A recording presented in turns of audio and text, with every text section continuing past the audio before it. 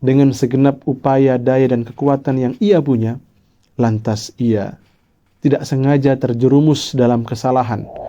La tai'asu mir rohillah. Kita jangan pernah berputus asa. Ada beberapa langkah amalan yang harus kita maksimalkan.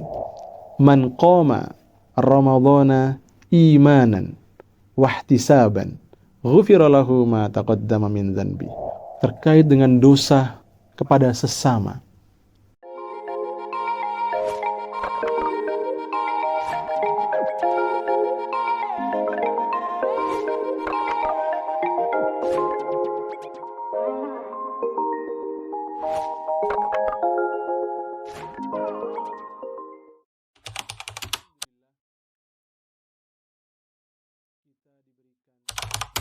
Apabila ada seseorang yang memang sudah berazam melakukan proses penyesalan, memperbanyak istighfar, dan berazam untuk tidak lagi kembali dengan dosanya, namun dengan segenap upaya, daya, dan kekuatan yang ia punya, lantas ia tidak sengaja terjerumus dalam kesalahan, dalam kemaksiatan, maka sudah sepatutnya ia kembali lagi kepada Allah, kembali lagi menjadi at-tawwab, memperbanyak taubatnya, melakukan istighfar, mengulangi lagi taubatnya, sehingga ia menjadi manusia yang dibersihkan oleh Allah Subhanahu wa ta'ala.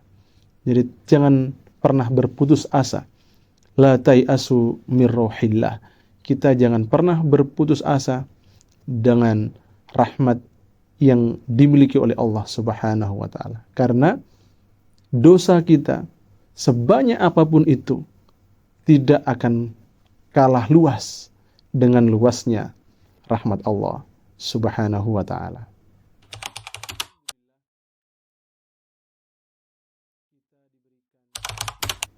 Ada beberapa langkah amalan yang harus kita maksimalkan di sisa bulan Ramadan ini.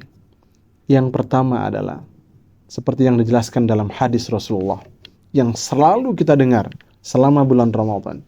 Qala Rasulullah sallallahu alaihi wasallam, man qama ramadhana imanan wahtisaban ghufira lahu ma taqaddama min dhanbi. Wa man qama lailatal qadri imanan wahtisaban ghufira lahu ma taqaddama min dhanbi. Barang siapa yang melakukan qiyamul lail, dan qiyamul lail itu juga di malam Lailatul Qadar, maka ia mendapatkan ampunan. Ia juga akan mendapatkan ampunan di malam yang lebih baik dari 1000 bulan. Sungguh luar biasa nikmat yang Allah berikan bagi seseorang yang bersungguh-sungguh untuk memaksimalkan ibadahnya di bulan Ramadan ini. Amalan yang ketiga adalah kita memperbanyak istighfar, membasahi bibir dan lidah kita, senantiasa mengucapkan astaghfirullahaladzim seperti yang dilakukan oleh baginda Rasulullah sallallahu alaihi wasallam. Wastaghfiru rabbakum thumma tubu ilaihi inna rabbi rahimun wadud. Nah, kita diperintahkan untuk beristighfar dan juga bertaubat, tubu ilallahi, bertaubat kepada Allah, karena sejatinya Allah lah Maha Pengasih dan Maha Penyayang bagi hambanya yang senantiasa ingin bertaubat. Dan amalan yang keempat adalah berdoa dan memohon ampunan di waktu-waktu yang mustajabah. Apa saja waktu yang mustajabah? Yang pertama adalah saat kita menunggu berbuka puasa. Waktu ini yang luar biasa untuk kita memohon ampunan kepada Allah Subhanahu wa ta'ala. Yang kedua, ada waktu di sepertiga malam yang terakhir. Karena di waktu itu Allah beserta para malaikatnya turun dan mencari hambanya yang bersungguh-sungguh, meminta ampunan, memohon dan memanjatkan doa, seperti yang dijelaskan dalam hadis yang diriwayatkan oleh Muslim. Yang ketiga adalah beristighfar di waktu sahur. Karena dalam surat Az-Zariyat ayat 18 dikatakan, wabil ashari hum yastaghfirun. Ini adalah salah satu waktu yang mustajab untuk memperbanyak istighfar. Dan Allah akan mengampuni, memberikan maghfirahnya bagi siapa saja yang beristighfar. Juga di hari Jumat, setelah sholat Ashar atau saat turun hujan, inilah waktu-waktu yang Allah muliakan untuk kita memohon ampunan kepada Allah Subhanahu wa taala. Juga kita meminta, juga kita memohon, bermunajat. Jika kita memiliki hajat, insya Allah Allah akan kabulkan hajat-hajat kita. Pemirsa yang budiman, namun ada satu hal yang terakhir akan saya bahas adalah terkait dengan dosa kepada sesama. Dosa ini tidak akan pernah selesai dengan kita memohon ampunan kepada Allah Subhanahu wa taala. Ada 5 macam yang dijelaskan oleh Imam Al-Ghazali dalam kitab Minhajul Abidin. Ada 5 macam dosa manusia kepada sesamanya.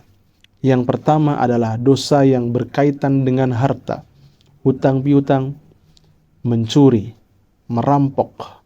Allah akan mengampuni dosa tersebut jika kita telah memohon ampunan dan meminta maaf kepada saudara kita yang telah kita lakukan, kita ambil hartanya, kita zolimi.